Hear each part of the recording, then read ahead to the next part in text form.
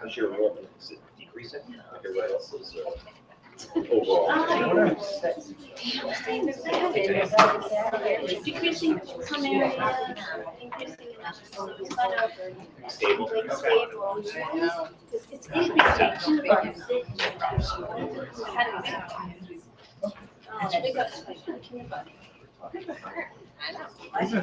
These are learning techniques too. Yes. That's good. I know, I never see it. I was like, I can't get rid of it. It's all good. I thought, never know what to fall out of it. On five. And it's, I expect about a half a week to be done. That's we're gonna be out of it. Yeah, and long as you put it down and say, next time they will. Didn't work out that way, did it? No, it did not. And then by midnight, everyone's outside waiting in line at Dick's to get their Cuban cheese shirt.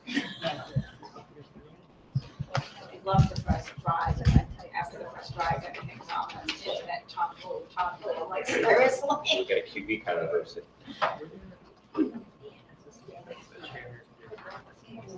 Sorry, Emily. Phil, do you want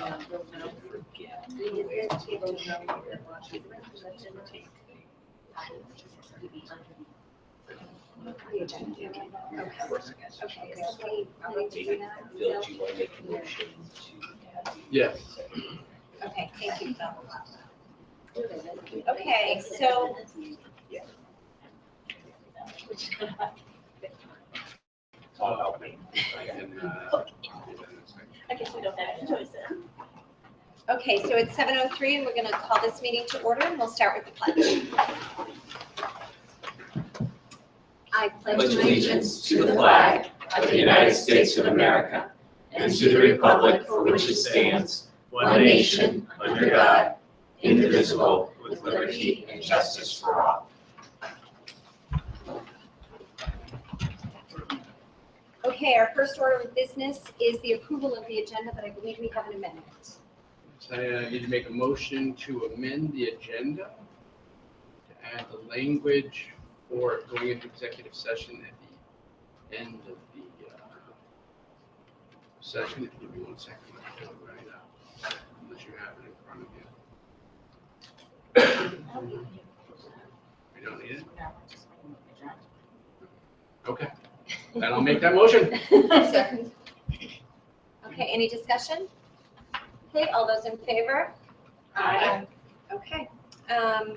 Approval of open session minutes from August 8th, 2016. Can I get a motion? Make a motion to approve the minutes, open session minutes from August 8th. Second. Any discussion? Any issues? Anybody have any problems with them? Okay, all those in favor? Aye. That passes. Opportunity for community comments. Does anybody in the audience have anything they wish to add or talk about? No?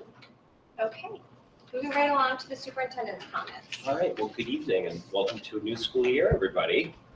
The first thing that I'd like to report is something that gives me a great deal of pleasure, and it's introducing our new Director of Technology Integration, a gentleman who came on board around the 1st of August or so, and really hit the ground running, being super, super helpful, particularly with our one-to-one learning program and with the many, as you know, infrastructure and technology projects that we had over the summer, and then our staff coming back to math books and to the switch to Gmail and the various Google apps and Google Classroom.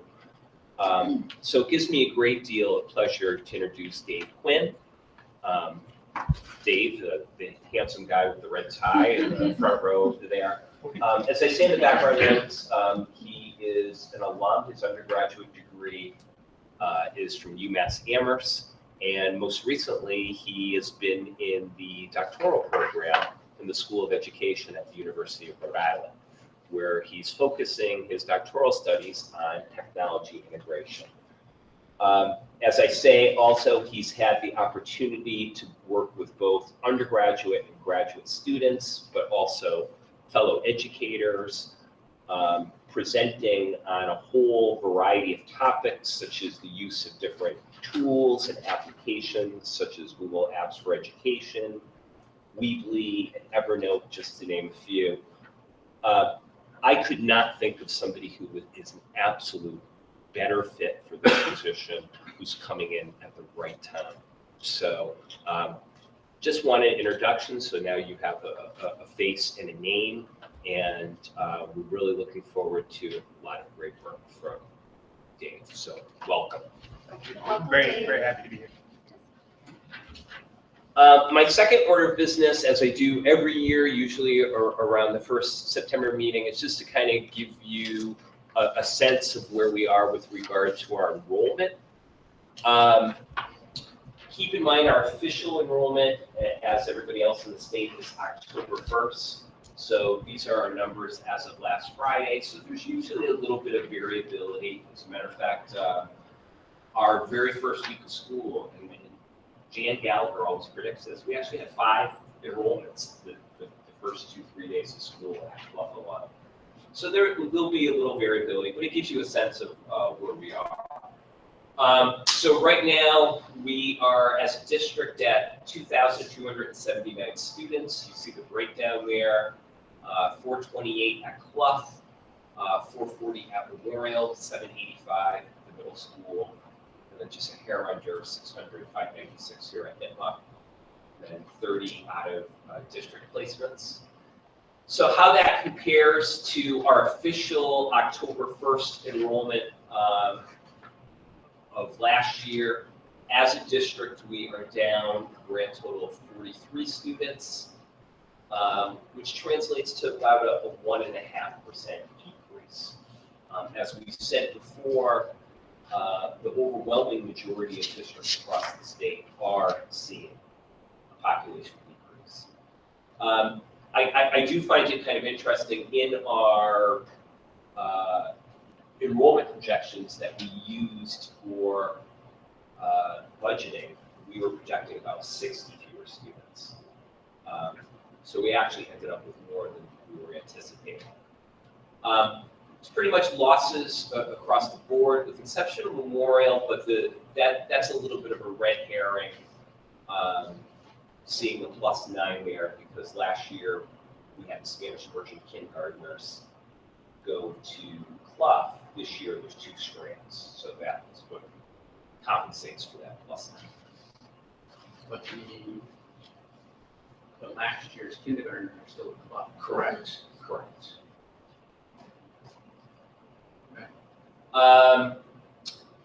So you see the breakdown by the 2 towns. I do think it is significant right now. We are at 161 kids choicing in, and we are only at 41 choicing out. So we're at a point where I would consider it to be the quote-unquote sweet spot, in the sense that you do want to fill places where you're close to maximum class size with some choice students where you can across the board, but you don't want too many, so to speak. But that, as you can see, you're talking about an increase of about 18 students versus where we finished last year as far as choice requests. Our average class sizes, I think we're at a very, very good spot. As you can see across the board at our elementary, with the exception of 1 class at 1 school, 4th grade, they're either high teens, low 20s. So very, very reasonable, optimum for learning. At the middle school, you can see, again, grades 5 and 6, very optimum as far as the younger kids coming in. And then in the ballpark of around 25 for grades 7. And then at Nipmuc, again, very favorable, kind of commensurate with the district, high teens, low 20s. Sure. Why does it go up in middle school? Like, why do we start off lower and then our class size increases in 7th and 8th grade? I think, Am I- and I'll answer for you, Ann, but feel free to impart. I think Ann intentionally schedules it that way, how she deploys people for her teams, and also the okay. team structure for 5 and 6 versus the way you do it in 7 and 8. I figured it had something to do with structure and schedule, but I wasn't sure. We have a for class give or take, and I have 9 teachers in 6th grade, and I have 8 teachers in 7th grade. That means 8th graders definitely will go there. Great. And I just love the class size of 6. Yeah, I agree. Very excited about That's right. And again, to think where we were 5 or 6 years ago, at the secondary level, high 20s, low 30s. I'll never forget, I quoted verbatim the statistic our first year together. I think it was something like 35 to 40% of all classes at Nipmuc were 30 or higher. And I know you were bursting at the seams, Ann. Both at Nipmuc and NISCO. My 7th and 8th grade classes were over 30, all of them, 5th and 6th, a little like high 20s. So this is fabulous. And then we had situations, at the 2 elementary schools, particularly with Spanish immersion, where we had multi-grade groupings. We had multi-grade groupings of classes of 32 and 33. So we're in a Much better place. much better place, to say the least. So in a couple more meetings, I'll give you the final official October 1 numbers, but just to give you a sense of where we started the school year. Last but not least, I put in the background notes and then a memo from the Department of Education. In early August, they awarded the contract for the quote-unquote next generation MCAS. Surprise, surprise, the Measured Progress, which is the firm that has been creating the MCAS for probably upwards of at least 12 to 15 years, got the contract for it. So I think the most significant piece here is the transition to strictly a digital format for the administration of this test. Okay, I believe the transition is slated for all digital by spring of 2019. And what they're doing is they're starting this coming spring, the spring of 17, with 4th graders and the 8th graders would be digital only. So I'd say, the net is, in many ways, it's going to be similar tests. In other ways, there's going to be some new type items on it that very much mirror part tests. I think the biggest concern and some of the biggest shifts that we have to make is getting our students more used to taking more digital assessments, online assessments. Yes, the kids do a lot of stuff online, obviously, but I think it is when you're taking an assessment and getting used to various online manipulatives and different interfaces, it's really important to give our kids sufficient practice. So part of our district action plans and our school improvement plans call for a robust use of digital assessments. Okay. Any questions on any of that? Can you just repeat the part about when it's going to be administered digitally? Starting this spring for grades 4 and 8, and then for everybody in the spring of 19. Okay. So we've got a couple years. So 4th grade, the elementary school kids are going to be taking it, and we have enough iPads and everything to. Yeah, they'll probably take it on the desktops that are in the labs. Yeah. So how do you schedule the help? What does that look like? 'Cause right now it's on paper, so everybody's taking it at the same time, and we don't have. Yeah, what we'll have to do is for each of the, let's see now, 4 classes, they'll have to schedule it at disparate times. Is the time frame about the same, or did they extend? any timeframes for administration so Yeah, that we did could accommodate for extend- that. Yeah, they did extend it, and they've sent some preliminary kind of guidance out for districts, and they're going to have follow-up guidance, because obviously, a lot of districts, this is going to be, difficult for some districts for that transition. So we plan to meet and look to see what the best way to implement it here will be. So initially, when they were talking about park, it was timed, right? The park Correct. testing was timed, so we're saying that they're allowing more time for it? You have a window of when you can give MCAS Yeah. and give the test, so they're extending the window because some people are going to have to do, like we're going to have to do rotating through for the, Gotcha. So they're giving us more time to So it implement doesn't it. necessarily all have to happen in one day?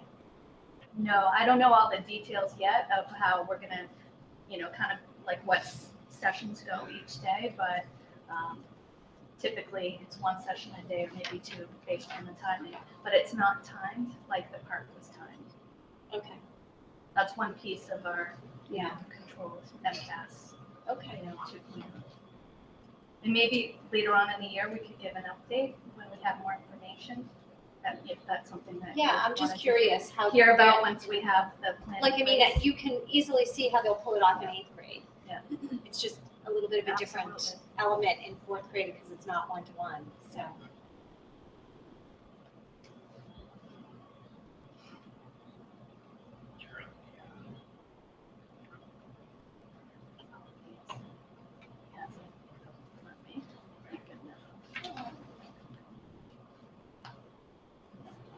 Okay, sorry.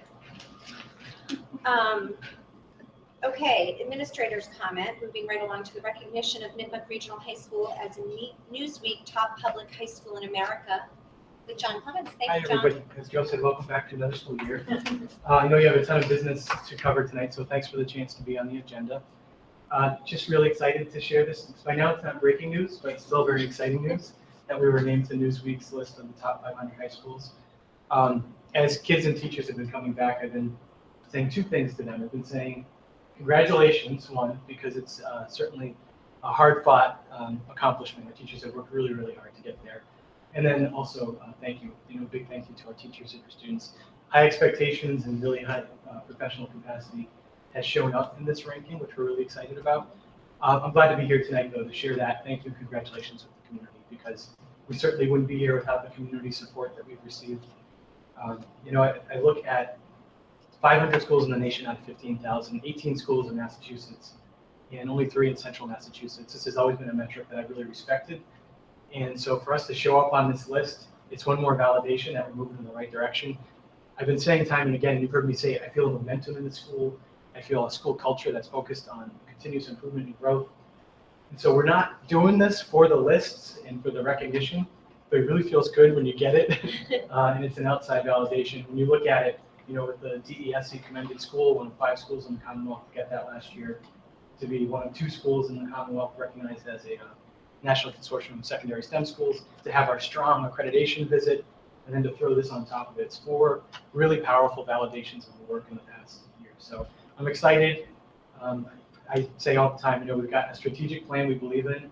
We've got educators with tremendous capacity, kids with high expectations. You take that and couple it with community support, and you get results. So I'm very proud, very excited, and fortunate to be here on behalf of our teachers and kids to announce it to the community. Congratulations and thank you to Yeah. you. Great job.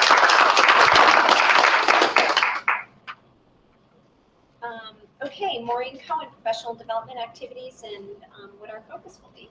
Okay, so we had an excellent first day of our PD for the year on August 30th, and I took a little bit in my presentation there. So this was the opening slide on the day from momentum that the superintendent had with his opening day speech about continuous improvement, talking about the Beatles. So I love this, and we were excited. We had a very exciting day with lots of positive feedback. First, I wanted to thank. We have a lot of members on our PD committee, and we meet throughout the whole year, and we're constantly reflecting and looking at survey data. And I know you've seen that in different curriculum updates. We try to share out the data after each PD day, but it's really is a team effort. We have representatives across the district, and So we're always seeking new feedback, but they really had a lot to do with the planning for this year. So we decided heading into this year, the 2016-17, that we'd have a focus on social emotional learning. And this is a topic that is right across the state. Superintendents Association is looking at it. The secondary principals, MESPA for elementary principals, and really everyone's kind of looking at the issues and how do we support our students with the various needs. And so in planning for this coming year, we were really fortunate to, and I'm going to talk about them in a second, have a great keynote for the opening day, but we also are focusing on various workshops throughout the year to have kind of a thread throughout our conversations. Go to the next slide. All right. So we had Rick Lavoie as our keynote speaker, and I was in the hallway here, and a teacher came up to me, stopped me, and I had a lot of this, and stopped me after and said, I've been here over 20 years, and that was the best professional development that I've ever been a part of. Like, people were just stopping me, so that was awesome to hear that. But what I want to talk about is what his message was. So he has a really strong 30 plus years in special education and learning disabilities.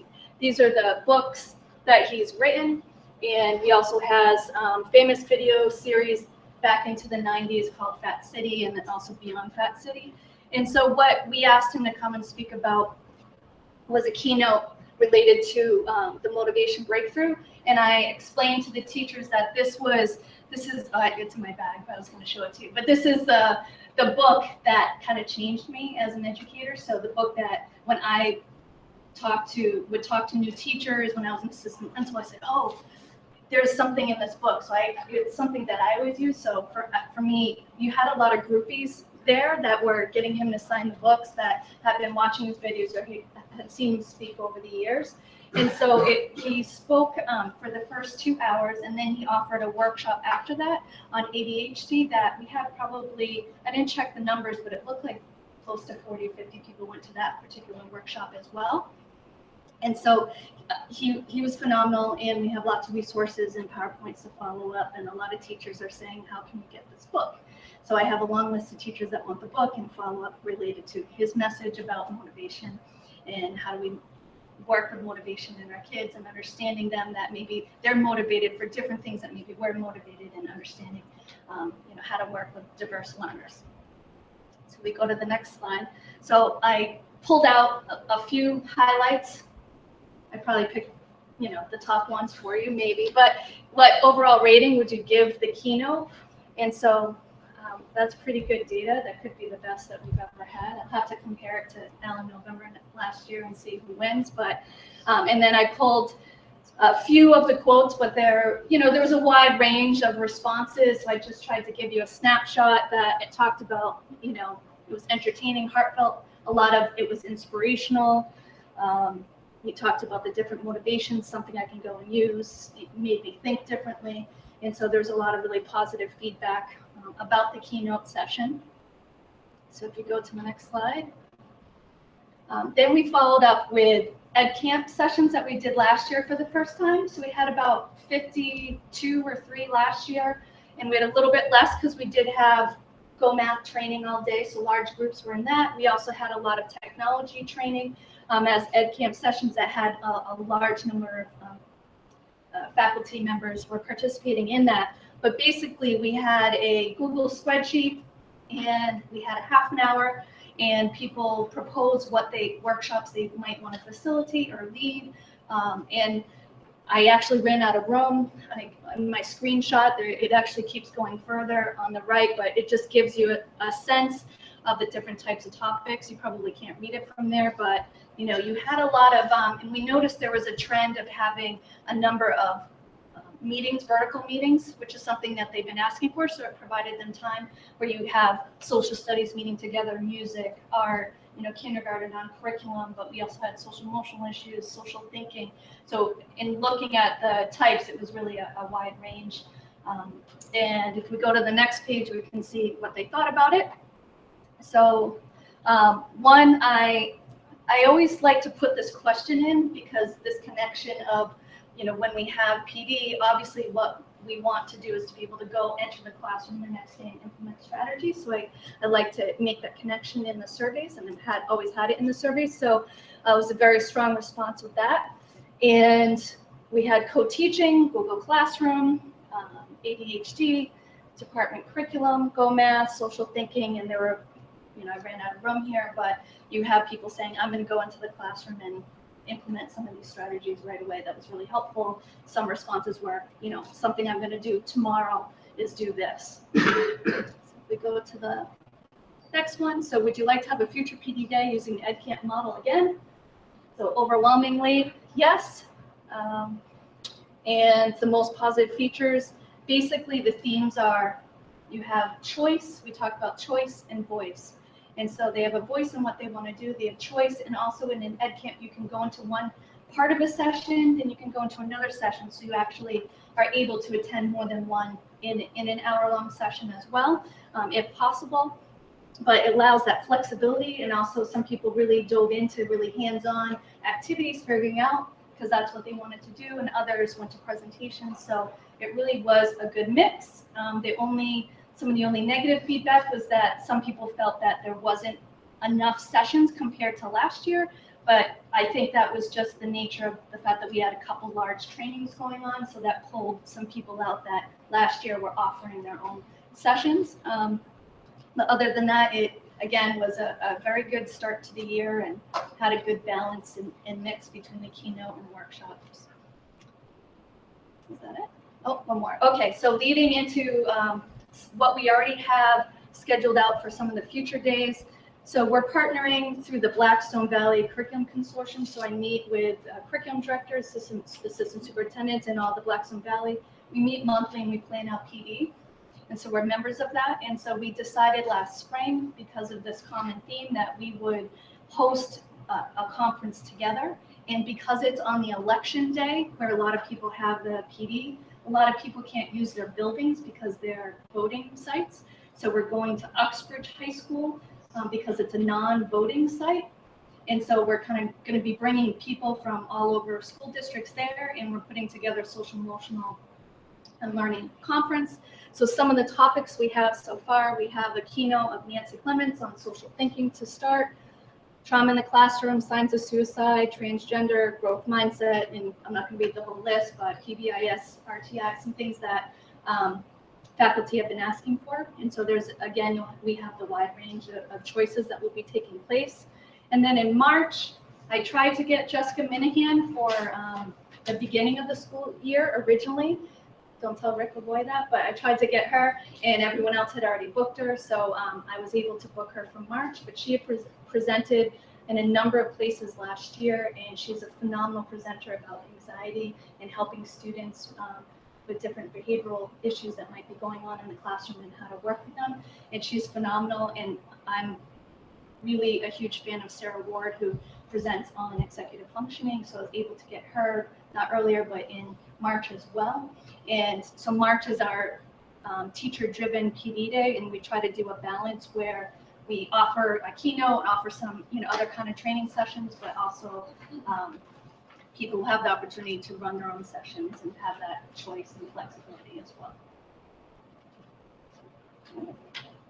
Any questions? Sounds great. Thank you. Excellent, thank you. Maureen, I actually heard people talking about the keynote speaker too. Oh, did you? About how fabulous Yeah. it was. Yeah. It's great to hear. Okay, FY 2016 financial closeout. Hi. Hi, Jay. I'm gonna sit down if that's okay. They're all way younger than I am. All right, so FY16, we're just in the process, just now filing the end of the year report. We've pretty much closed out everything. It takes quite a while to get done. I think we're there. So I tried to put together just some basic numbers here. That's how much money we take in. Now, in our budget, we have three different categories. We have a general fund, we have a revolving account, grant accounts, money comes in, money gets spent, it's dollars for dollars, and then everything left over. All the accounts, it's pretty much the same. You know, instead of something we call an enterprise, you know, it's that we make some money. general fund is what everybody cares about. We ended up the year with uncommitted balance. What that means is that's how much money we have left at the end of the fiscal year. It's $443,771. So it's really very good now. The reasons for that, there's several. Mostly we had very mild winter. We did a lot of snow removal. Heating costs were down. Those two alone added up. We also had some additional revenue that I'll talk about in a second, which helped build that up a little bit. So just a general explanation of how the undesignated fund balance works. Last year we finished the balance itself, and this is, it accrues year to year to year. It adds up. We finished 400,000 one year, 300 the next year, 97,000. We had a little over $1 million last year. We appropriated 350,000 out of that, which was the appropriation, which we were certified at about 739. We're allowed 5%, which is about 1.6 million. So we're about half of that last year. We're going to add another 443 to the 1 million, which will put us up at 1.5. And then we're going to take 250 out. So I'm anticipating that we're going to get our B&B balance up to about 1.2 million. That can change because the state looks at everything, and if they think a revolving account is doing as well, they'll take it. They'll necessarily lower your B&B certification. Little states formula will be really gas. But all in all, if we can finish with over $1 million, I think that's a really good thing. That's the number I would shoot for, around $1 million, which is about 3.5–4%. That's what we should end up. Gives us protection in case something goes wrong in this year. In case several out of district tuition issues, anything like that, it gives us some protection. I said multiple times during the override campaign last year that my goal every year is to finish with 1% of my budget. 1% of the budget is about $340,000. We finished about $100,000 higher than that. Again, electricity, heating costs, snow removal were big savings. But the other thing that helped us a lot is FY15, we had all that snow. FEMA, Federal Emergency Management Association, came in. We were granted, we were considered a disaster area. We were allowed to apply for grant to get reimbursed for some of our costs. So I went through that whole process. It was quite lengthy. And particularly the removal of snow off the There was roofs. removal of snow off the roofs, on the parking lot, moving the piles. If you remember, we had moved piles on top of piles, and they were more piles. All of that added up, but it was the snow removal and the labor involved. So we ended up getting $54,000 back in FY16 for expenses in FY15, which then go into the general fund. That helped us a lot. That's good. So that was good. Like I said, they asked millions of questions. Everybody asked us some things. We did try to do it all, but that helps us a lot. So all in all, I'm pretty positive on how we finished last year. I try to budget appropriately so that we have protection in our budget for unforeseen things. I try to keep E&D at a good level so that we can deal with stuff as it comes. So that's where that's ending up at this point. Now, the end of the year reports due the end of this month. As soon as I finish that, I file the E&D certification, which we usually get sometime in October. That's when we know for sure exactly what we're going to have. Summer projects. So let's talk about some of that. I'm sure you've seen all the work that's getting done everywhere. The main two biggies that have been done. The biggest one was the replacement of all of these fixtures in this room, over there, in every building, every fixture, parking lot lights, everything. There's a cost to us for that, which is financed over 5 years. It's going to save us 25% of our kilowatt usage. So for the first 5 years, we won't realize any financial savings is paying for the rent. Once that's done, I think we're going to probably save approximately $100,000 a year in electricity costs just from adding generations. So that's one thing that was done. I believe they're 100% complete now. The National Grid is doing an inspection. But all in all, I think it was happy with the lights. So all is good. Solar carports. I'm sure all of you have driven by this at some point and see the carports that were built. They're 3/4 done. All the panels are up. They're still, if you look at them carefully, you'll see little wires hanging down. They have to connect them all. It's got to be wired into our meter. The National Grid has to come and do some other stuff. So there's probably going to be, I think, probably more solar operation. but they should be operational in about 6 years from now. The Dyken site, the ground site that we also had as part of this project, has been operational since then. We may have said this last time, we may not. So far, we've had 2 buildings on which we received $30,000 of credits and paid $16,000 in records. So that's great. We have a 3rd ground site that is not constructed yet, but will be coming up. Once that's all done, I anticipate we're going to save $140,000 in electricity costs. Use that, put it together, $200,000 a year.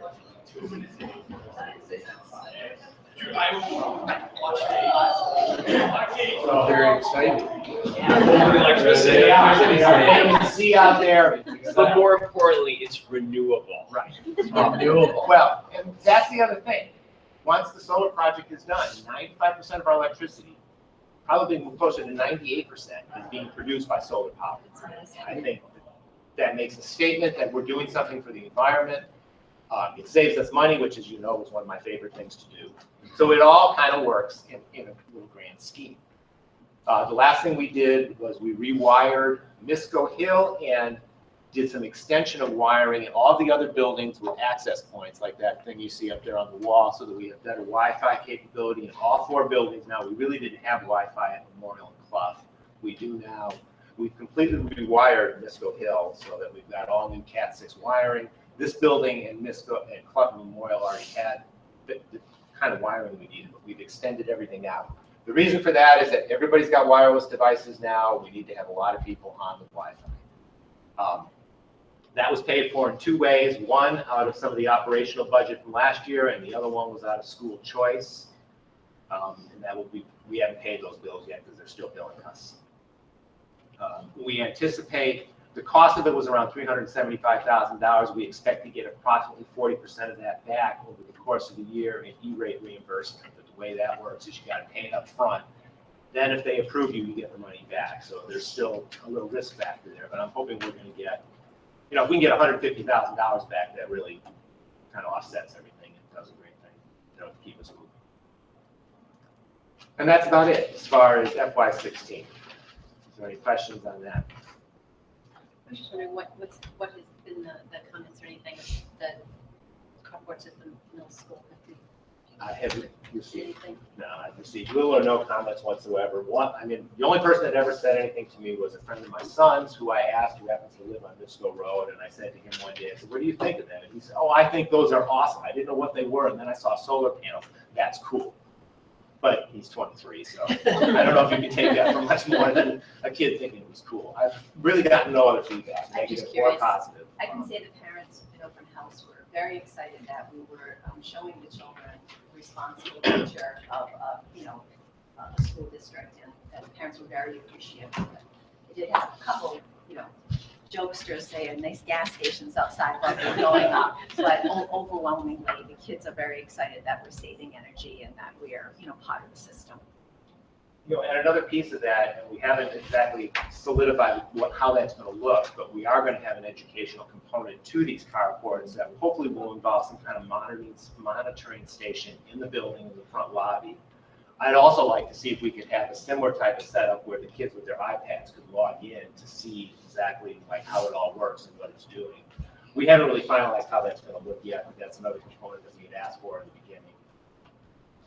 There's several really neat software packages out there that basically picture, a flat screen that size that would be in the lobby of Misco Hill, that at any given point in time puts the solar energy in really kid-friendly terms. That the amount that's produced today or this week or this month is equal to how many cups of hot cocoa, is equal to how many barrels of oil, and so on. So we're looking at different software packages that will be able to, to make it much more accessible to kids. Any questions on any of this? So I have a quick question. One of the questions that I'm receiving about the solar carports has less to do with the solar. I think as soon as people figured out what it was all about and the savings that it was affording us, everybody has been very supportive. But the question that I keep getting, and I don't know the answer to, is, did we sacrifice any parking spots? Yes, just a few. We did. Just a few? Just a few. Less than Probably- 6. probably Less than 6, Less okay. than 6, and, you know, we do have the front lawn, that's always an over. I noticed. Lovely parking lot. Hey, it works. itself. It works. And the Well- police department, and then the police department has been very kind during that whole project. Our teachers were able to park in the back of the building, which they're not allowed to normally, as long as we stay out of fire lanes. So everyone's been incredibly cooperative, it was very nice. I mean, right now, while they're still working, they're closing sections at a time. So like right now, you see that one spot over on the north side has been closed. They're going to be moving out of that within a day or so. They're going to close each carport for a day to do all the wiring connections. The north lot has to be reconfigured because of the way the carports are set up compared to the parking spaces. So we don't really know how that's going to play out yet. I'm hoping that they're going to bring in somebody that actually knows how to make a parking lot. Because I mean, I can go out there and draw little chalk lines, but I don't think that's really going to work. But I do believe we're probably going to lose maybe 5 or 6 parking spots in the end, but we should be okay with that. We'll see. I mean, you've got those big pylons. I know, I was surprised when I saw the size of the pylons. Yes. Those things are Wow. 15 feet deep. I think you could build the Empire State Building on those things. Wow. Yeah. They're I was just very gigantic. surprised when I saw the Nothing's gonna size blow of that them. down, yeah. The carport's gonna stay up. Yeah, no, the carports aren't going anywhere. We are also exploring putting buying some kind of reflective something to put around the concrete things just so people don't drive into them. Because if you hit them with your car's going to get hurt, but they aren't. So, you know, we're not sure yet. We have to see what they cost, but we're kind of looking into that just to see if there's something we can do. Because painting, it means maintenance. You don't want to do that. You'd rather get some kind of like plastic wrap or something. But I don't know. We haven't gotten very far with that. Thank you. Well, I'm here before I go back. You want to do the budget recertification too? If they move that, the order of the agenda. Unless you don't need me for that, but I sent you a couple more comparative, like certified to where we are at the end. I just sent them to you now, so. Oh, okay. Call it real-time budgeting. I think you just would need a motion to change the order. Okay. So could we get a motion to change the order of the agenda since recertification falls under new business, but we still have subcommittee to do? I make a motion to change the order of the agenda and move recertification to the next agenda item. Okay, any discussion? All those in favor? Aye. Okay, let's do it. All right, so the budget from what you certified in March to what you're going to certify tonight is approximately $261,000 higher. The assessments to the towns do not change at all. The difference is that $216,000 is coming from additional state aid. And we've added $45,000 from our transfer in from revolving accounts in order to cover all of the costs. Now, some of the drivers for why that budget has gone up, as many of you know, health insurance is a biggie. I believe it was up about $300,000 from what we anticipated. We also had 3 additional students attending Norfolk Aggie that we weren't aware of. One of them we just became aware of 2 weeks ago. That's about $24,000 per student, so that adds about $70,000 to the budget. So those 2 things have driven the budget up a little bit. Luckily, state aid came in and helped us out, and we do have the funds in our revolving accounts to add some additional money there to get us to the place that we need to be. Beyond that, the motions that you have, where are the motions? Basically recertify the budget at a higher amount and reappropriate money from state aid and from the district accounts. That's basically what's entailed. So there's 3 motions, which I apparently didn't number quite correctly. It should be 1, 2, and 3, not 1, 2, and 5. I was wondering why you did that. It's because I just saved it, you know. Counting isn't as strong as managing money. Okay, But so, can I ask a quick question? Yes. In your superintendent notes, it indicates a charter school, the net charge is 81,000 less than the certified amount. What's driving that? Do we know? Because what they do is what we used initially was the governor's budget's number. So the final number is more accurate to the reality of how much we're getting charged for those kids going to charter schools. Okay. So the reality is there were less kids going to the charter schools in Marlborough and Franklin than they initially were going to charge us for. So my gut is the reality was probably later in the spring, they learned that some kids either were matriculating back to us or going elsewhere.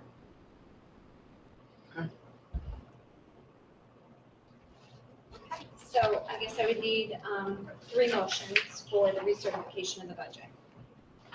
FY 2017.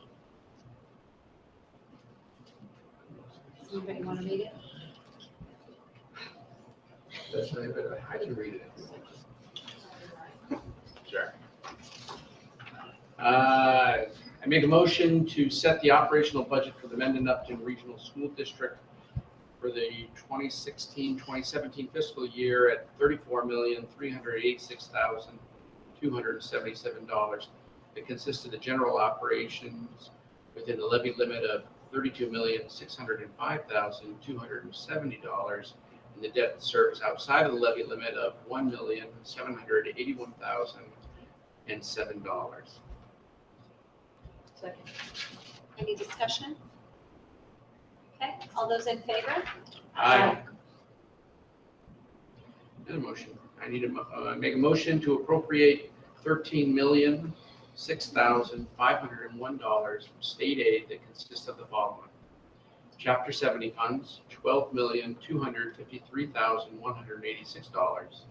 Regional transportation reimbursement, $831,934. Charter school net charge offsetting of, it's a negative, right? Yeah. Negative $78,619.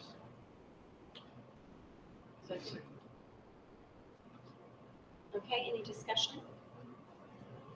Okay, all those in favor? Aye.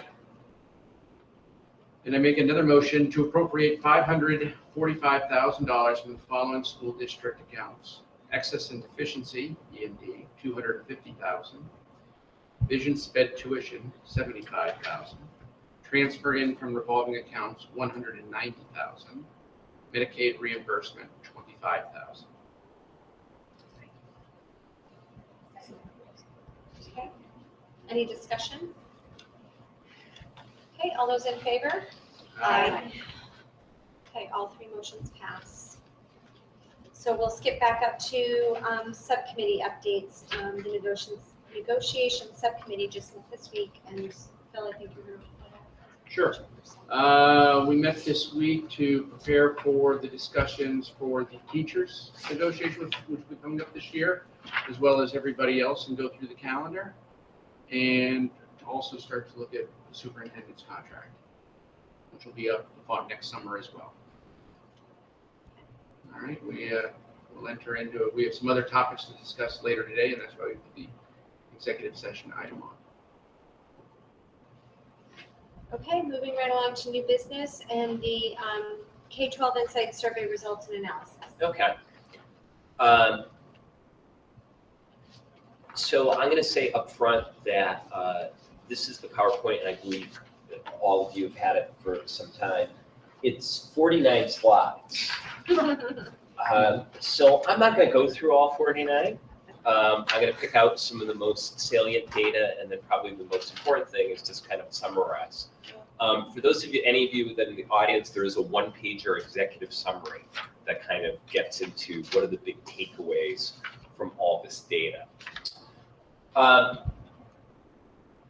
Really, the key piece is, as you all know, this was administered last June to all of our stakeholders. It was administered to all of our staff, to all of our parents, and all of our secondary level students. Okay, and the core of it asks questions around 6 key areas that are germane to school climate: academic support, student support, school leadership, family involvement, safety and behavior, and school communication. And the questions really paralleled each other, but came from the stakeholder group's perspective. Okay. Just to give you a sense of how many, how we participated, we had a total of 2,248 respondents. That's really good for approximately a 2-week window. And you can see the breakdown of where our response rates were. 36% response rate from our parents, about 57% of our staff members, 94% of our middle schoolers, and then about 76% of our high school students.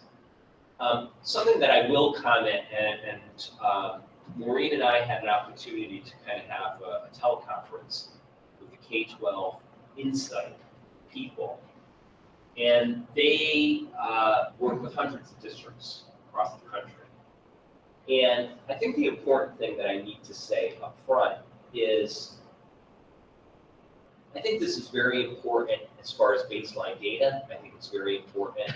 I see this as one of the components of kind of getting a physical, getting a snapshot of where you are in your district. I think we've got some terrific baseline data to work off of. But in talking to them, they also shared, well, we'd like to share a little bit of our perspective nationally in benchmarking your district with districts across the country.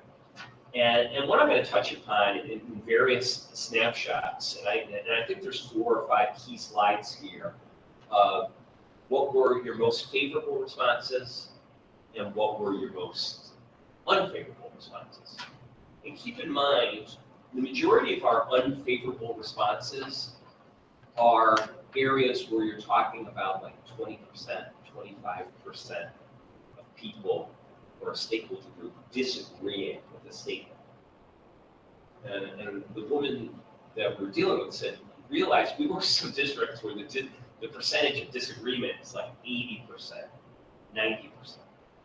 So I want to be very clear that I think this is a great snapshot of where we are, but I think also perspective is, okay, we're overwhelmingly, we have a lot of positive data, but we need to look at the data very critically of where can we grow, where can we improve, okay?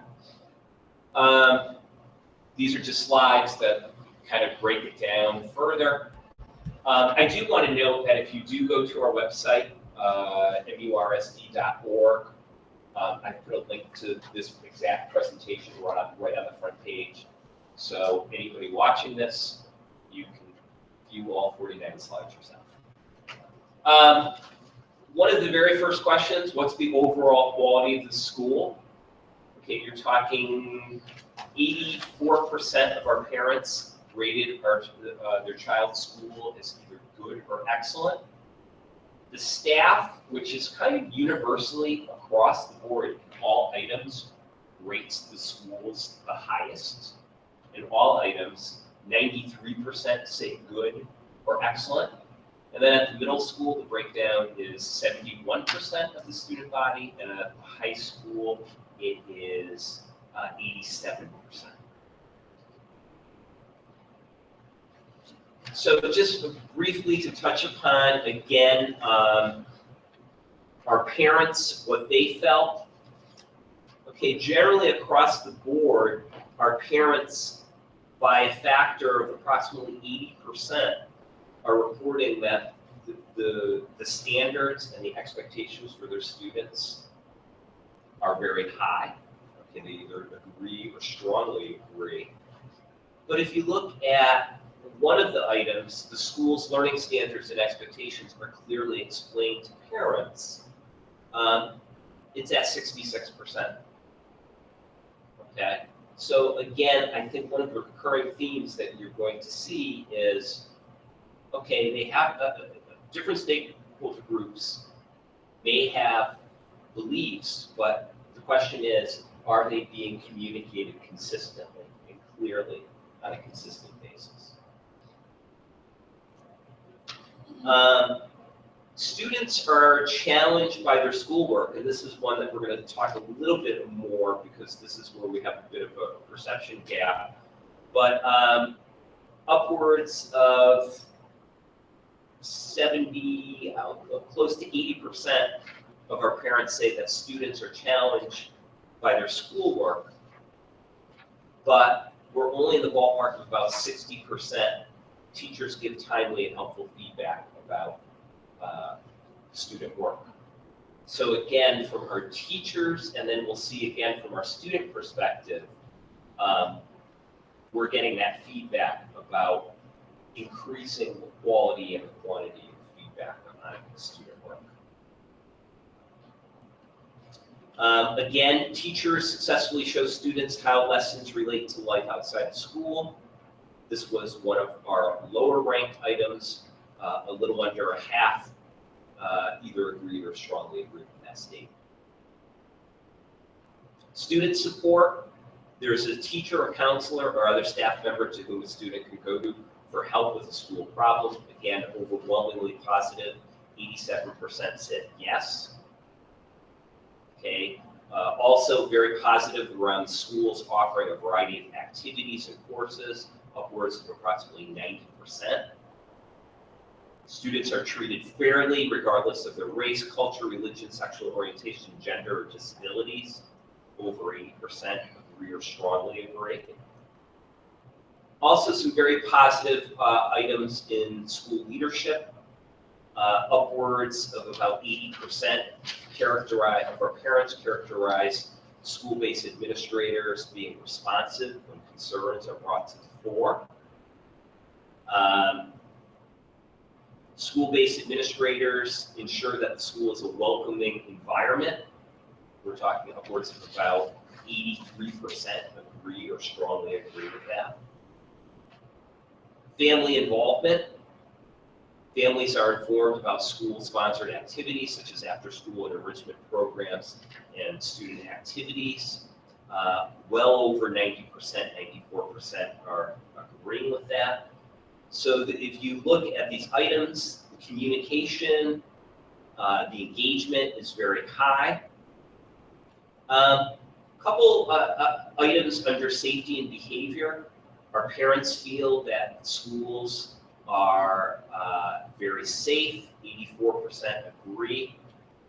You've got a lot of don't knows, or in some of these items, upwards of 30, 35% don't know, but if you look at some of the questions, all school staff members are aware of safety and security procedures. Parents might not know that based upon the wording of the question.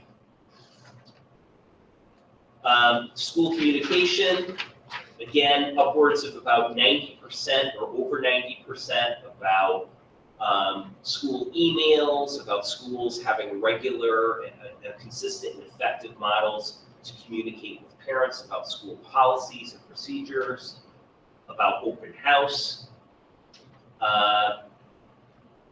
And then, again, we get to the issue of feedback. Teachers provide me with regular feedback about my child's progress. That's one of our lower ranked items, 53% agreeing or strongly agreeing. So again, one of these key slides around highest and lowest ranking, you see some very, very positive rankings for family involvement. You see very positive rankings for school-wide communication. You see high rankings around respect and the culture of respect. As far as the strongest disagreement, it is parent-teacher conferences offer sufficient time to discuss my child's progress. And particularly from some of the commentary that we got, it was a frustration about not enough time or more sessions needed in the context of a school year. The whole feedback piece, and then the one that I mentioned at the top, the school's learning standards and expectations are clearly explained to parents, where you've got 32% of parents disagreeing with that statement. Okay? To kind of jump forward to some of the staff pieces, again, it's the same exact set of questions that were asked to parents. Overwhelmingly, again, there's concurrence about our schools being safe places, safe physically, but also safe socially and emotionally. About the communication piece, that families are informed of school-sponsored activities, and families are encouraged to attend school-sponsored activities such as back-to-school night, and so on.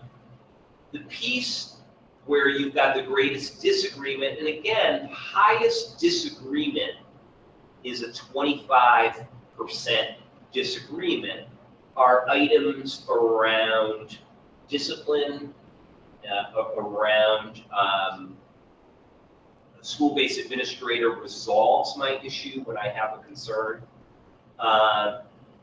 and about responsiveness when I have a concern. And again, it's not a very high disagreement, but I think that would beg a follow-up question or a follow-up focus group around, well, what did you actually mean by resolution? Or was there actually a resolution that you didn't care for the resolution? So, interesting piece there. And then the student items are interesting. Again, parallel structure. The high school students had a little bit more complex language than the middle school students. And again, if you go to first looking at the high school students as far as what they ranked highest, the school has high learning standards for all students. The students also believe that the high school offers a variety of activities and courses. There's a teacher, a counselor, or other staff member to whom the student can go for help with the school problem. The school is being safe, and students are challenged by their schoolwork. Okay, so very, very high degree. The piece that I think is interesting is the #1 disagreement was around teachers showing real-life connections to the curriculum. Or the way the survey item is, teachers successfully show students how lessons relate to life outside of school. Again, our students are 31% disagreed about timely and helpful feedback. And then, particularly at the high school, and I think this is an issue at most high schools, about the whole issue of engaging parents to volunteer within the school setting. When we go to our middle school students, again, same type of items, but in simpler, more kid-friendly, age-appropriate language. Something that in my conversations with Ann, and I'll speak for Ann, and I know I'm thrilled about this, the #1 agreement item is bullying is not tolerated in the school. Kids generally, I know my school's safety and security procedures, my school is safe. And here's an interesting thing. The 4th agreement item is teachers set high expectations for students. And then, very similar to the high school, I can talk to an adult at school if I have a school problem. The #1 disagreement, and again, it's 38%, but still, it makes you wonder, my schoolwork is challenging most of the time. And I think this begs a follow-up, seeing that at face value, it's contradictory. One of the highest ranked items is the school has high expectations, or my teachers have high expectations. Oh, but by the way, I'm not really challenged by my work. And I know Ann in her back-to-school nights addressed that with all 4 grades, parents. My teachers tell me how well I do on my schoolwork. 28%, again, that kind of speaks to the whole issue of feedback. And then adults respond quickly when someone is bullied. 23% disagree, but actually a larger percentage, I think it was upwards in the 30s, said, I don't know. And, in kind of hashing some of this data back with the K-12 Insight people, they said, well, we can follow up and we can talk to a group of kids, but it might be a situation where a student has never been bullied, or they don't have friends that have been bullied, and they don't really have a concept of plans that are put in place when that occurs. So we put in some additional items. One question about, would you be interested in providing additional feedback through a focus group? And this is kind of an interesting piece that the grand majority of people said no. Staff members, 82% said no, 83% of the kids said no, and 64% of our parents said no. So in talking to the K-12 Insight people, they said, well, there could be a lot of reasons for that. Realize this survey probably at a minimum took 20 minutes to complete. You're asking the question towards the end of it, so it might be, are you kidding me? I just completed this. I'm not going to give you any more of my time. They said it could be just a simple thing of people are busy, they're pulled in different directions and so on. It could be part satisfaction. So, but we do intend on doing some follow-up surveying, but also some follow-up focus groups, kind of more targeted to specific indicators within this, and in some places where we additionally want to follow up. I think another factor too about giving the additional feedback, Joe, could potentially be, like it doesn't, like this was a very anonymous. Yeah. And it doesn't specifically state that it would be through with K-12 Insight. True. And not with Mercy. Sure. Maybe that intimidated some people from saying yes. Sure. I would do that. Absolutely. Technology, then we had a small subsection asking people about use of technology. And again, this was only parents responding to this question, but as you can see kind of universally across the board, we're the ballpark of about 70 or 80% talking about agreeing with having a level of comfort or confidence in managing your child's use of technology for assessments and for homework and so on. The amount of technology used in my student's school is roughly 60% said just right, but if you notice, the number 2 response, 20%, was don't know. So again, 1 out of 5, again, it kind of speaks to the issue of additional communication, additional outreach, much akin to kind of explaining learning standards and expectations. I think we've got to be consistent in this. When my child uses technology at home to complete homework, he or she is again, you're talking about 72% say either focused or very focused, and then in the ballpark of about 20 to 22% say either distracted or very distracted. So the net of some of the big takeaways from these many items from over 2,000 respondents. If you had to boil it down to some key takeaways, first off, kind of universally across the board, our schools are generally perceived as very safe.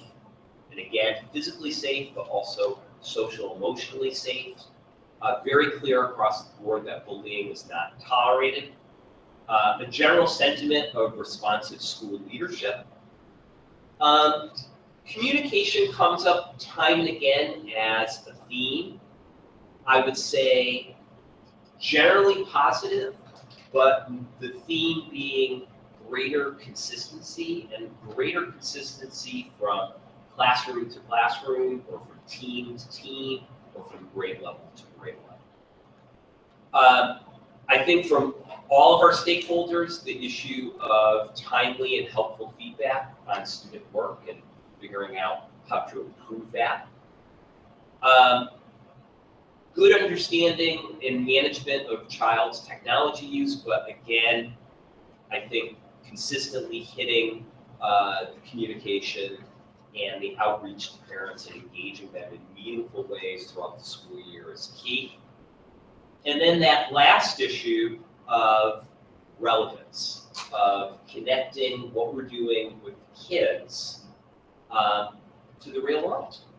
And that's a big, big challenge. You know, as a former high school chemistry teacher, when I'm teaching the relevance of the noble gases versus the halogens and how each reacts, yeah, I can give them plenty of examples, but invariably you get the kid who's going to say, hey, how am I going to use this in the real world sometime?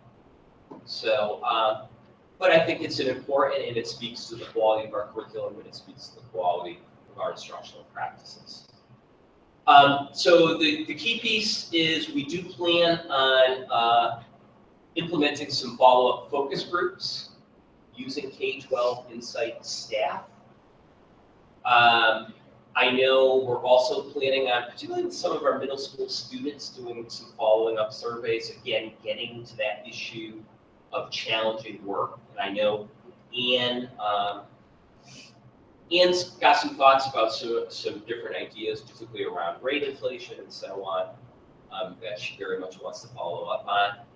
And starting with our district action plans, but also our individual 4 school improvement plans, we're using this as a key data point to address some specific plans that kind of speak to our large takeaways. Okay, so I know that that was very, very quick. It's very, very dense. I know all of you have received copies of the aggregate plus the disaggregated data. Does anybody have any questions or comments?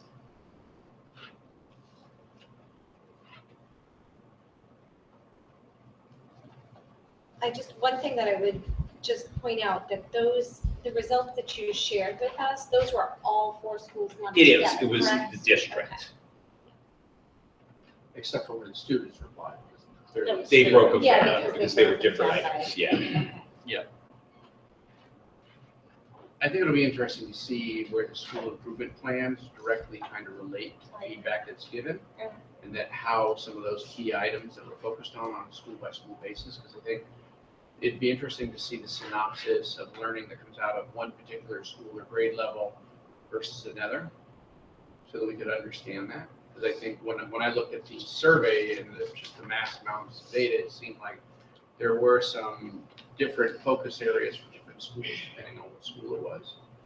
So it'd be great to see what we get. I know we're talking about that at the next meeting, but when we get to the specific school improvement plans, it'd be great to see kind of where we've created a synopsis of that particular school and how that translates into the actions that are being taken. But I do agree. I think one of the biggest items is that communication one.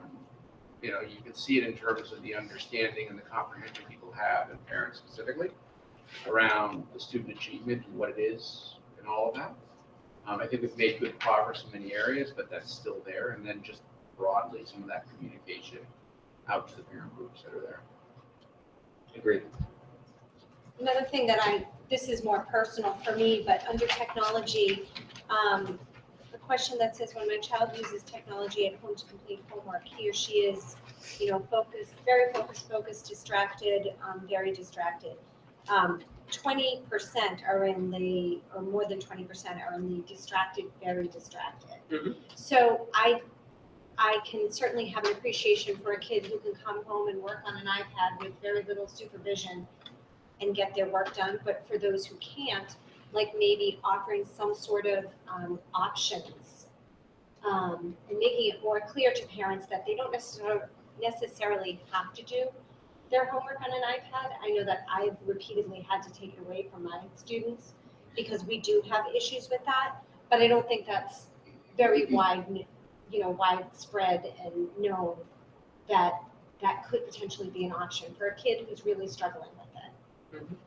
So just my own little personal take on the technology piece. Yeah, and I think it speaks to the parent outreach and the parent education piece. I think we've just started to crack the surface of what we need to do. Yeah, it's definitely one of those, for me personally, when parents are coming to me, it is because they are very frustrated with technology, and they are very frustrated. So I think that it's important to be responsive to that 20% or 20-something percent of Mhm. people that are very or students who are very distracted to distracted.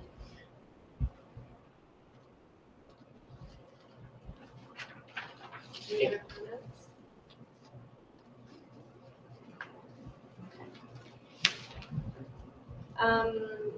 Moving along to the approval of So district can I, action. sorry, I plans. did one more comment, sorry. I mean, to back up.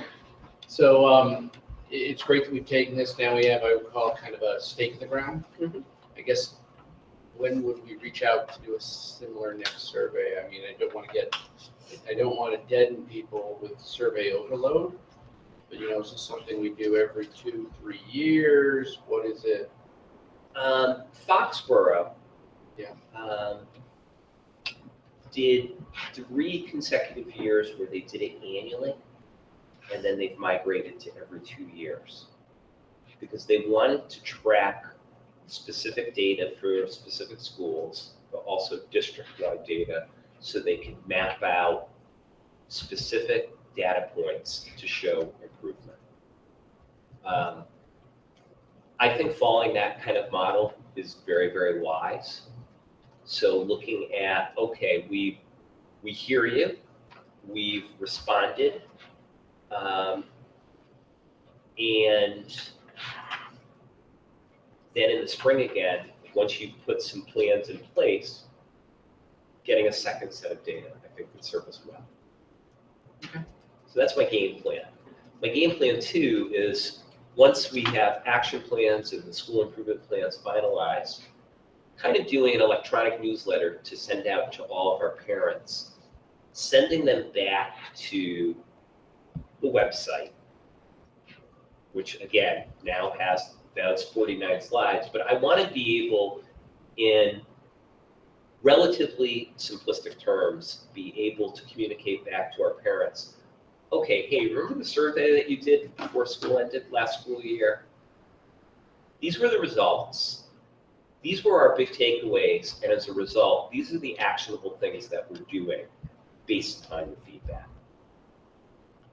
I think we have parents who are hungry for, okay, I did it, for knowing, okay, I put some time and effort into a survey, and it didn't just go into a big black electronic hole. Agreed. So we're talking about doing it maybe in 2 or 3 years. Would you consider, Joe, so you identified some areas that were issues. I mean, we have our strengths that, are awesome, and then we have some areas for improvement. Mhm. Would we consider not doing a K through 12 insight, because that was long and extensive, and I can understand why parents may have been all surveyed out by the end of the year, but just focusing in, taking each school where their kind of their challenges Yeah. lay, and just doing a brief 5-minute survey to kind of follow up and say, hey, this is what you identified as issues. How do you think we're doing now? We have a school year under our belt where we've developed our action plans based on these. How do you think we're doing now? Yeah, I think that's a wonderful idea, and realize, I think the powerful thing about K-12 Insight is they work with you and anything is customizable. Okay. So yeah, that would be very, very doable. I just don't, I don't think it needs to I be do as think long. though that there's power though, rather than necessarily having 4 separate surveys. That, okay, this is the Clough survey that focuses just on school leadership. And here's the memorial survey that focuses just on academic support. And here's the MISCO survey that's focused just on technology.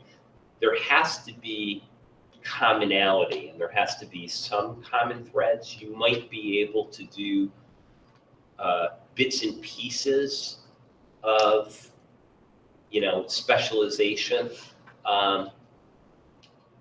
But I also do think that there's power in looking at whole district data as well. You know what I'm saying? I was going to say that if you start piecemealing, and I don't mean that negatively, but just start pulling out little pieces here and little pieces there, the negatives or the positives, however you're going to do it, you're going to lose some of the big picture information from this, looking, because it did go into so much depth. If we start pulling pieces and we only want to see this, we're going to really lose some of the information of those ratings that were rated high. Are we still really high on those ratings and going higher, or are we dropping? So we're going to lose some information if we start pulling it apart, because we're not going to see if those high ratings remain high or even move higher. Yeah, I mean, I guess my only concern, Tana, is just that whole survey fatigue. Yeah, and I don't disagree with that. Yeah, I mean, But you I stretch really the feel like when imagination. you've got numbers like we've got for the positives about our Yeah. district, I don't feel like there's any great concern with those numbers dropping from 90s down to 70s. You know what I mean? But there is great potential in bringing a 70 up to an 85 or a Yes. 90. And that's what our goal is. That was our goal in general, to kind of find out how we're doing and how we can improve. I mean, that's really the goal, I would think, the overarching goal here. But then just giving students, teachers, staff, parents, a voice to say, yeah, this is improving, this is great, this is just what we wanted to see, or it isn't having a big impact, whatever the case would be. My gut would say that if you're developing your school plans, school improvement plans and your district action plans to respond to some of these things, you're going to see improvements. Should. Hopefully. Yeah. I believe it. I believe you will. So. Okay, anybody else before we move on? Okay. Approval of district action plan for 2016-17. You want to hear more of me? This PowerPoint's only 48 slides, okay? All right, let's go. Well, it's really a good question. Okay, so you should have before you, and there are some additional copies on the table over there, some draft district action plans. And again, we're now, I believe, in year 4 of our 5-year strategic plan. And as we have each of the year, we've kind of prioritized. And in a very natural, and maybe one of the meetings coming up, we'll go back to that 5-year plan, and we'll show you how much we've actually accomplished of the various strategic objectives. And I think we had an insane amount, like 33 different strategic initiatives within the plan. As I always say, the 4 big rocks, or the 4 pillars of our plan, are around instructional excellence, expanding options in programming, performance management, and then, as always, improving communication, collaboration, and outreach. So we've got 5 different strategic initiatives that we're focusing on. You'll probably notice that a lot of this, a considerable portion of it, are some of the same strategic initiatives that we've focused on in years past. Because quite frankly, a lot of it are multi-year projects and multi-year goals. So our first key goal is formalizing the use of common assessments, including the collaborative development of common assessments, the calibration and scoring of common assessments, and the use of common assessment data to improve teaching and learning. So if you go through the actual plans, you'll see some of the highlighted key actions and some of the benchmarks associated with that, same format that we've used over the last 4 years. Again, some of the key actions kind of speak to our teachers in existing structures, things like grade level and team level meetings during common planning time, during data blocks, them actually using formal protocols to create common assessments or to examine student work and then calibrate their scoring.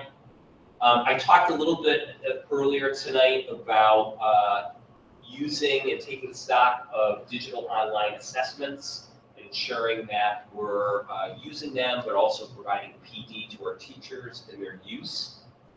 And then continuing, I believe we're in our third year now of our curriculum mapping process using the online tool Rubicon Atlas, but completing that work for stage 2 of the process, which is logging what we're using for assessments.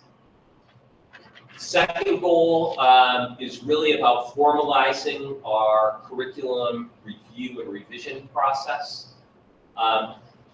If you'll note, we've done a lot of work in ELA.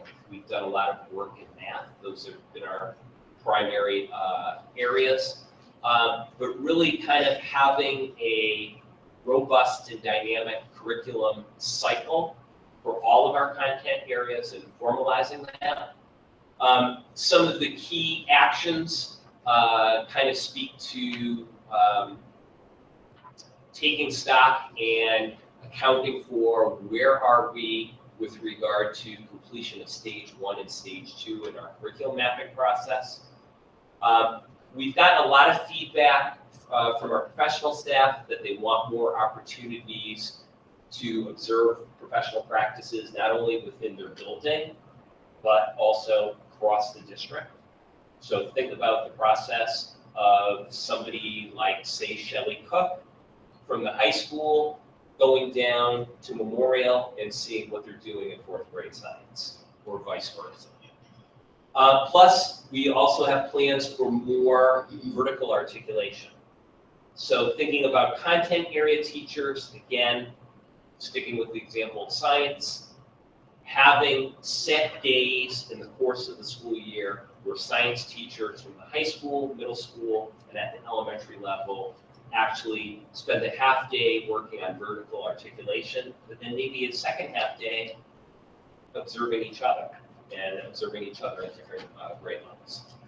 And then we've talked a lot about something known as the SAMR model, and that is a curriculum model to improve technology integration, to really get not just at simple substitution using technology in lieu of something simpler, but really using technology to cultivate higher order thinking. Our third goal, again, this is probably at least the third year that we've had this goal in place. It's to continue our journey in improving our inclusion model at every level for our kids. And really specifically to build upon a lot of the high quality work that we've done with regard to co-teaching. Significant progress has been made at the elementary grades and recently very much at the middle school. So the key actions kind of speak to building upon that, growing that. Some of our key actions kind of speak to doing a data analysis, and this is something that unfortunately we didn't complete last year, but we plan on completing this and reporting out.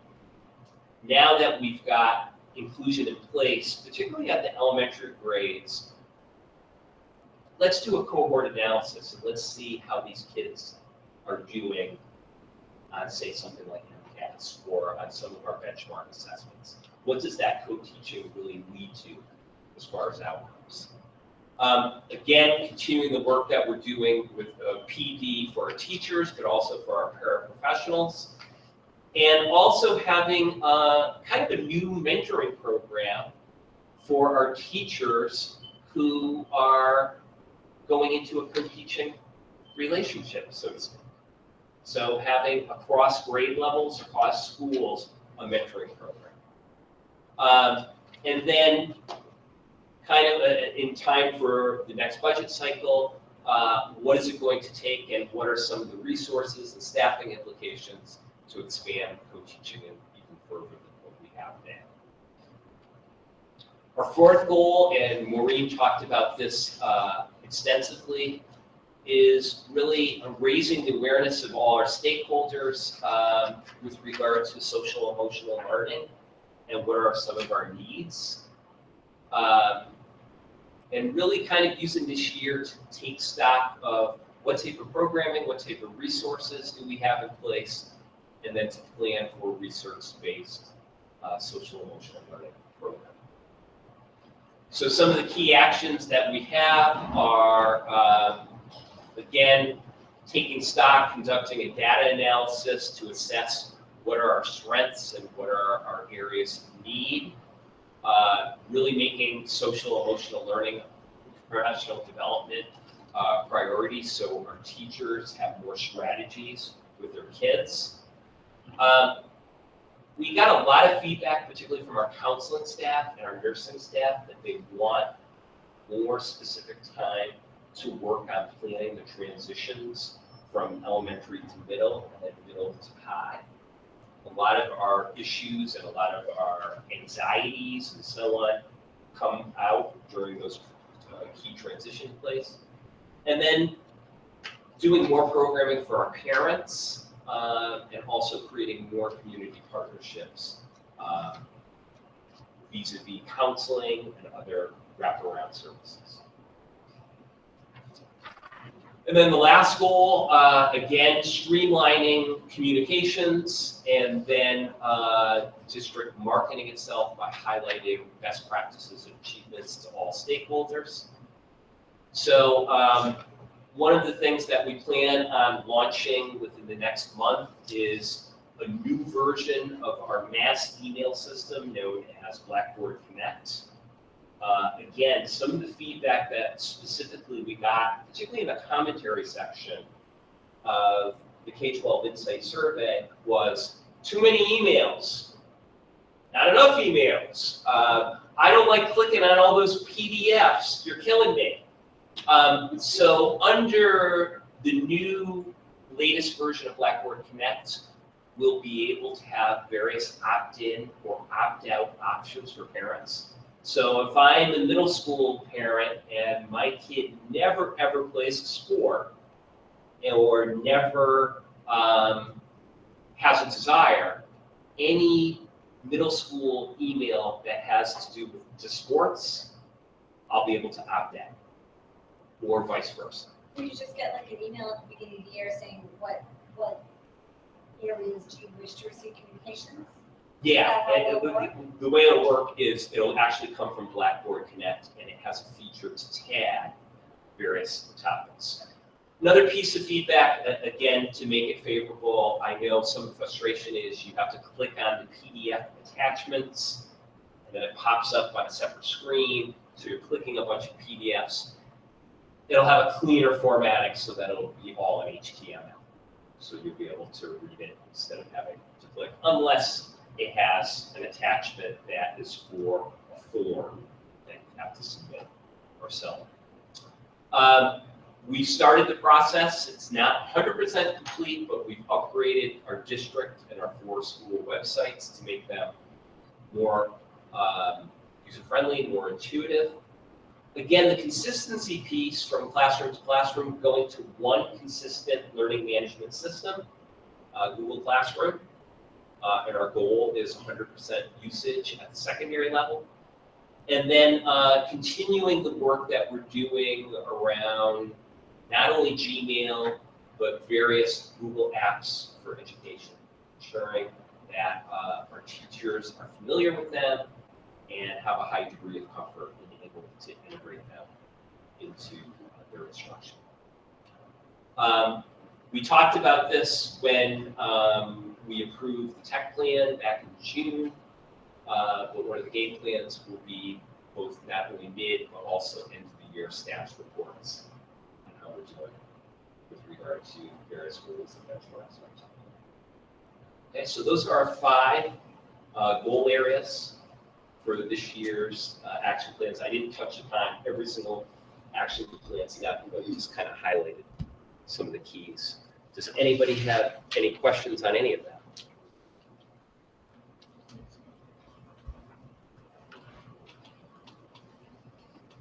Okay.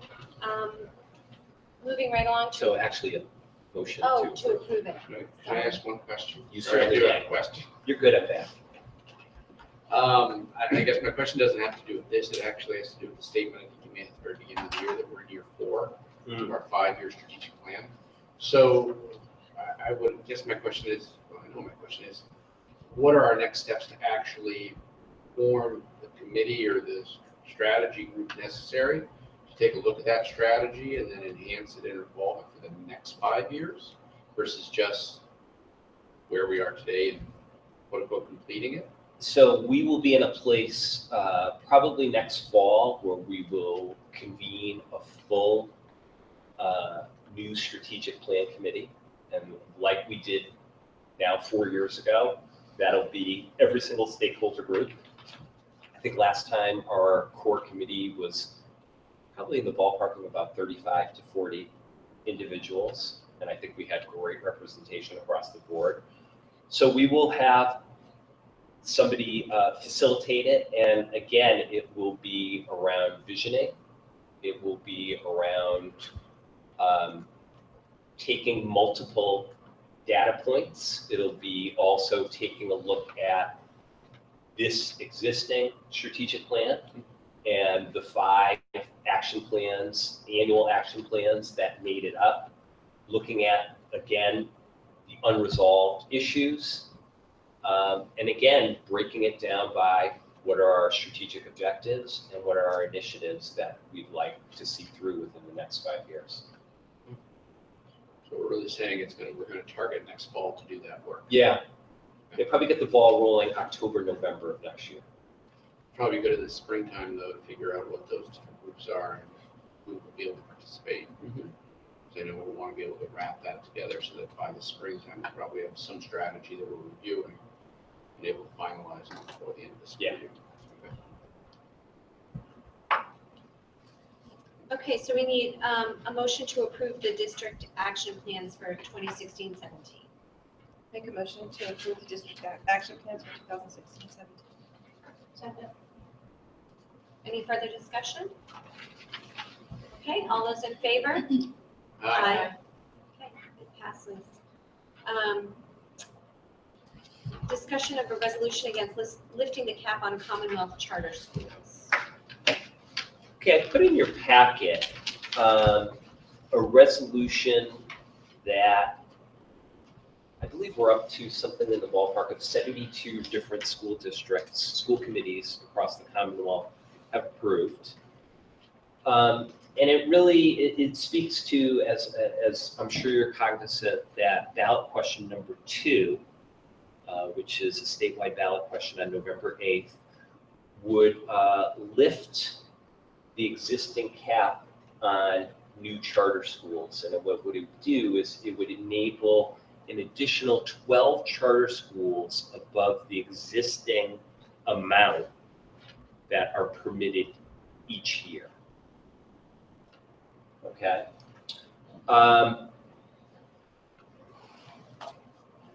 As I say in my background notes, the Massachusetts Association of School Committees, as is the State Superintendent's Association, as is the MTA, are very strongly opposed to this question.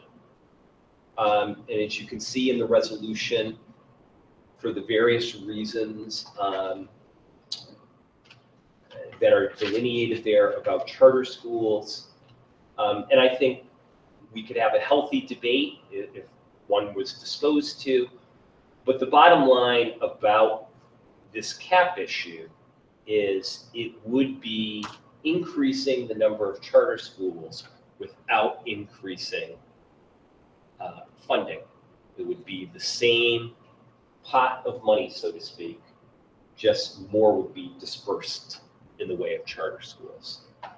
As I say in my background notes, we are not a school district that is dramatically impacted by a charter school, just surely based upon the geography. However, with the lifting of the cap, that could all be very much subject to change. So I bring forward for your consideration the resolution. You see what the financial impact is to Mendon-Upton, but you also see what the impact is to public school districts across the entire Commonwealth. That for FY17, it's over $450 million of impact. I personally feel very strongly about this topic. I would be willing to have a dialogue with anyone, any of our parents, any of our community members about this specific ballot issue. I think there's certain things that should not go forward to a ballot issue for public consideration. I think educational policy is definitely a bad idea to put on a ballot. So if anybody has any questions or commentary, I'd be more than happy to answer any questions you may have.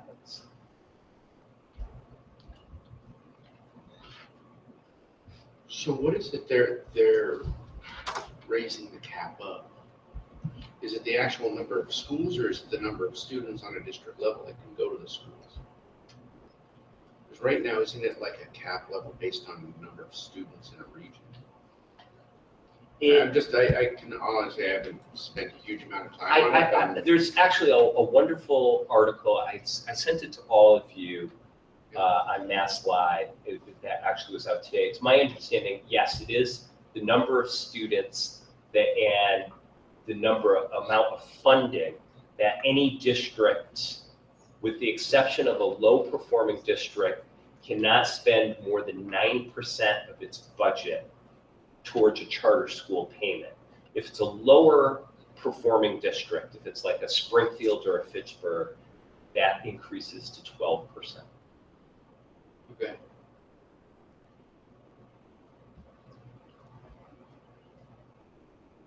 But what you're saying also too is they're not changing any of the rules beholden around, the differences in special ed, the differences in, kind of student involvement, things like that. That currently drive challenges.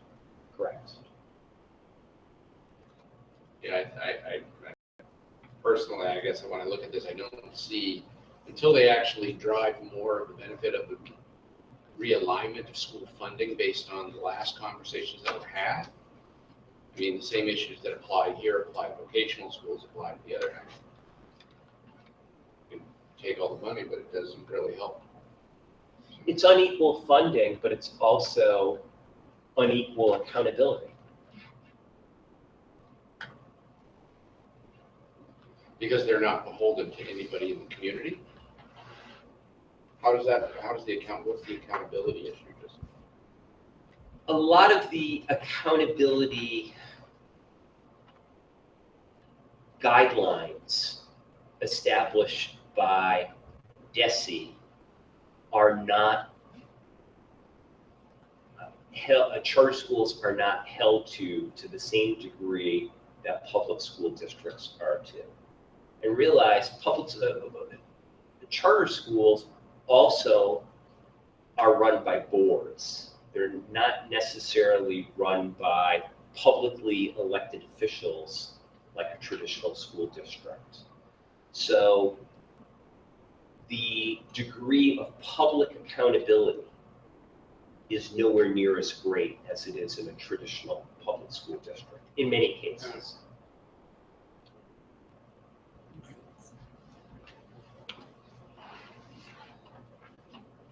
Okay, so we need to read the entire resolution. Mhm. Okay. Do we have somebody who's ready and willing to read the resolution, make a motion to approve the resolution? Oh, look, that right here.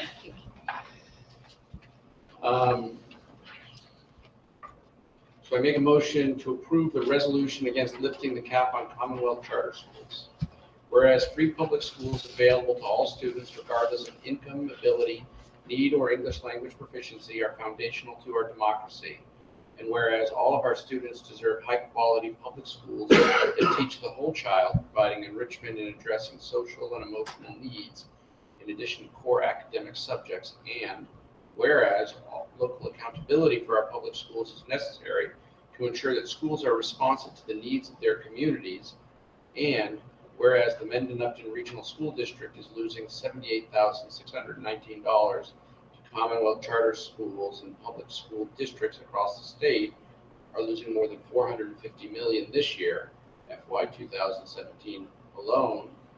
A loss of funds that is undermining the ability of districts to provide all students with the educational services to which they are entitled. And whereas Commonwealth charter schools are often approved over the objection of a majority of community residents and their elected officials, and are not accountable to local elected officials once they are approved. And whereas Commonwealth charter schools often fail to serve the same proportion of special needs students, low-income students, and English language learners as the districts from which they receive students, and often use high suspension rates to drive out students they don't want to serve. And whereas the Commonwealth charter school system is creating separate and unequal opportunities for success, and whereas lifting the cap on charter schools will greatly worsen the problems listed above and lead to a costly and diverse two-track school system. Therefore, be it resolved that the Mendon-Upton Regional School Committee opposes lifting the cap on the Commonwealth charter schools. Give a second. Second. Okay, any discussion? Okay, so all those in favor? Aye. Switch.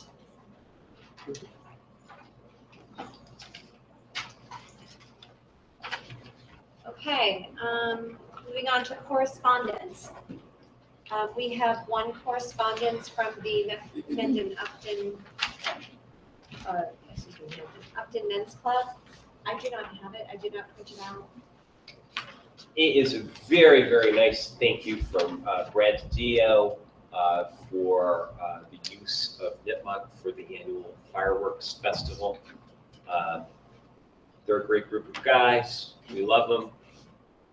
They love us. It's just a really nice thank you. And actually, we also have a second correspondence. I think it should have been in your packet. It is just a letter from Representative John Fernandez, kind of detailing the final numbers for Chapter 78 and Circuit Breaker and so on. I put it in there and just kind of, I'd like to publicly state he will be retiring soon. Just hats off.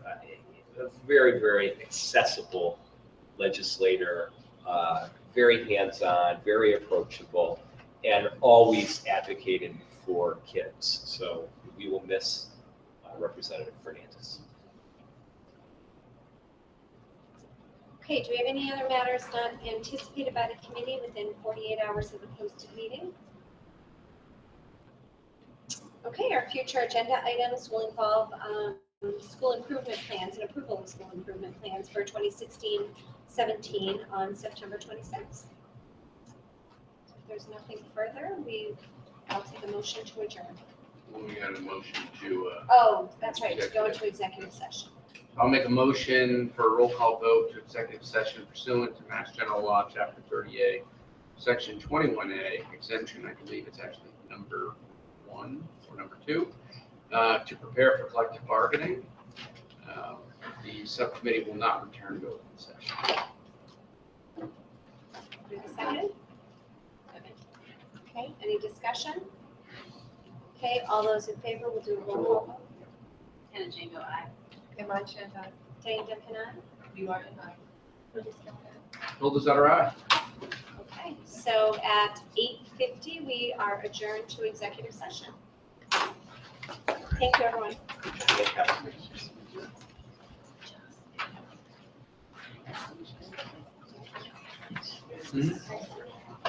aye.